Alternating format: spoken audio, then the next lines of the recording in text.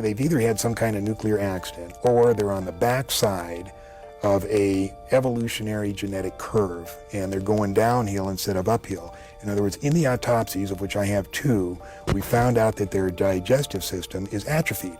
They can't eat through their mouth anymore. You know how they eat? Well, these cattle mutilations, they take the hormones and the enzymes from those cattle and they spread it on their skin, and their skin absorbs the nutrients and then excretes the waste back through their skin. And if you read Whitley Strieber's book or listen to him talk, he talks about when he's seen them doing this to their skin, and they're scraping the waste off. The large gray that 2 large grays that I shot and killed. I can't tell you how ugly they were, and I can never tell you how graphic the stench was. But in the cave there were large cauldrons or tanks. They kind of looked like a big oval cattle feeding tank, but they weren't. They were special, looked like a stainless steel or metallic tank. And they were filled with alien and human body parts, and generally glands and what looked like some kind of blood. Now, I've always been taught that blood after a few minutes starts to congeal, but this was one of these vessels that in the melee had tipped over and all this bloody liquid had spilled out. It was a mess, and it was definitely not coagulated. How they did this is anybody's guess. So if we remember anything about cattle mutilations, we might also think that basically the blood in these cattle are totally drained out. There's no blood around. In quote, the murder scene of the cattle. So this might be the way they're doing it. Now, whether this is sponsored by our government or other governments is a good guess. If it were up to me, I'd say yes, we're in the thick of it. We made a pact with the aliens, and therefore we must know what their agenda is, and also the federal government must also further know that if they keep the big lie going, they must be in the thick of it in the worst way, and if that's the case, they're an enemy of gross concern. 1983 is the date that I call that we finally recognized that we had made a disastrous mistake. And that's when MJ-12 realized that they were in deep, deep trouble. They had made a deal with these people, and it had not worked out, and now the question was what to do. When the agreement was reached, the Alien Society laid some requirements on our government. They said we would have to provide a suitable habitat for the beings that they would send here from their society. And they gave us some very specific instructions for it. The laboratory facility had to have 2 nozzles in the shower, one for water and one for enzymes. And they would bring enzymes from their home planet to be put in a tank to be dispensed through the second nozzle. The enzymes were lathed over the body first and rubbed in. They stand there for a time, and then they rinse off with water, and the water and the enzymes are collected at the bottom, and the enzymes are filtered out, put back in the tank, and the water is flushed away. That was one of the requirements. Another was a food requirement. They don't eat alimentation such as ours. They brought alimentation from their home planet that we had to learn to culture here in Area 51 to provide a food source for their diet. Our government was charged with the responsibility to produce the food from their products continually for alimentation for the guest visitors. Now, those guest visitors arrived in an operational vehicle that they still keep operation of. They can go and come. They fly in and out of their habitat facility at will. They're not restrained in any way. But my engineer friend was one of the several engineers that were assigned to work with the extraterrestrials to try to bridge the gap between their technology and ours. And in 20 years of research trying to do so, they never succeeded in closing the gap. We were never able to convert that technology to ours. And the reason given by the aliens themselves is because in order to operate their equipment, they have to impart a certain mental input. And we have never learned to impart the input that's necessary to make the machines work.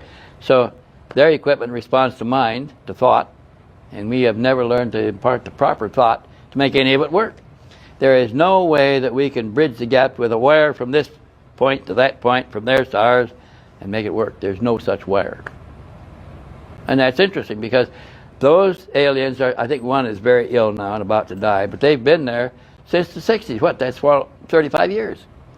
And we've been trying to solve the problem all that time and haven't succeeded.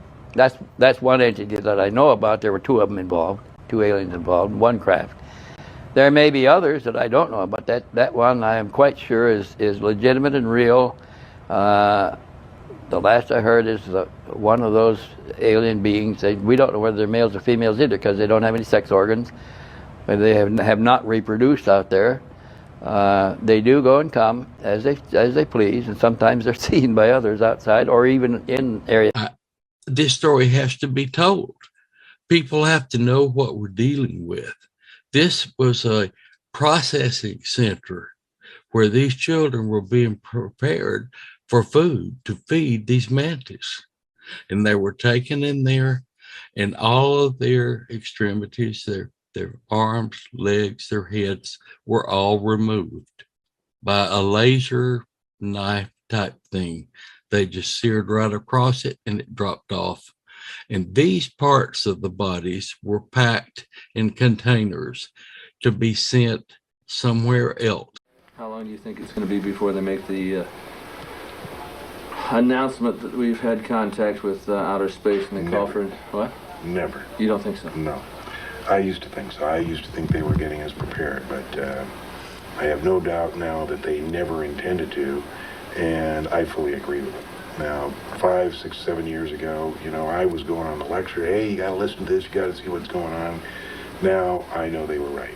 I mean, mankind is not and will never be ready for this kind of information. Sure, it's interesting for you and me and you know, a very small segment of society, and it's tremendously interesting, but no way should the public ever be told about this. What do you think would happen if they were? It would probably cause problems that the governments of the world are not equipped to handle. The basic issue is religion. John, what do you know about cloning? And I said, you know, nothing. I mean, this was so far out to me, and he said, just let me tell you, it's all real and it's all happening. And this is from Cecil McMains, a guy who's so down to earth, who worked on the SR-71, who did a lot of stuff, you know, and he would never, ever come out with something so unusual as that. So they have Frankenstein, the missing kids, the milk carton kids? You know, I used to talk a lot about that, and there was a lot of kids that were missing in like 83, 84, 85, and it's my understanding that the FBI discontinued annual reports of missing people because well, there was a million that were missing, and then actually about 80 or 90,000 that just simply disappeared. I mean, they didn't wind up as prostitutes on Hollywood Boulevard or as sex slaves or in some shallow grave. There's 80 or 90,000 that just simply disappeared. We have both seen the film that was taken out of the Dulce facility. Why would somebody make pictures like this showing the creation of some sort of alien being? And this is a facility. This is a facility that's run by the United States government. I mean, with your tax monies. I've heard Hamilton talk about the Dulce facility, and I've also heard about, you know, genetic engineering programs at Area 51. Yeah, there's no question that Dulce exists. You know, I was the one that kind of led the research on that. I was at a meeting in Crestone, Colorado, and Tom Adams handed me a letter from a lady who lives in Las Vegas, and she was the one that tipped us off that this thing existed. So I talked to her, and she knew the location of some photos and videotape that had been taken inside Dulce by a guard who escaped during what they call the Dulce Wars of 1979. He used to contact her every 6 months, and he said, if I ever miss contacts 2 in a row for a year, you can go after this box, which they had hidden somewhere here in Nevada, that contained 6 minutes of videotape, 25 black and white photos, and some other documentation about what went on in Dulce. About 2 years ago, he did turn up missing. We never heard from him. And I think there was like 12 or 13 attempts after the box, but it had been hidden maybe at least 10 years ago in the terrain and the foliage and everything changed. I don't think they ever got it out. You said on level 5 you'd walk on by and people would be in cages and screaming and begging for help, and he was told to, I heard that. to walk straight on through and not look or pay attention. Yeah. These people are all mad. I heard that. And then from another source, Air Force engineering source, I heard that when he went there, they referred to it as Section D. And then Bob heard it referred to when he was up at the test site just once, and somebody said, mentions something about it being shipped to Dulce, but that's the only reference he ever heard to it. Now, I call these, the guys who are working in the facility as Igors, the invisible government's obedient robotons. But it really is a Frankenstein factory. Well, in 1962, Kennedy ordered the what became known as the report on Iron Mountain, and what he was interested in was finding out if there's anything other than war that could stimulate the economy to the extent war could. We've always had a war to stimulate the economy. Always had one. In recent years, we had Vietnam and then Saddam Hussein, which was all manufactured. I mean, I flew an airline. For an airline, we used to take the troops, American troops in there, Green Berets, to train Saddam for the 2 or 3 years before that war. You know. But they create the crisis. They create the crisis. So the report from Iron Mountain said really that there was nothing that would stimulate the economy as well as war, and they had considered medical research, space research. They said that there was one thing that would stimulate it, and that was a threat from an extraterrestrial species, real or imagined.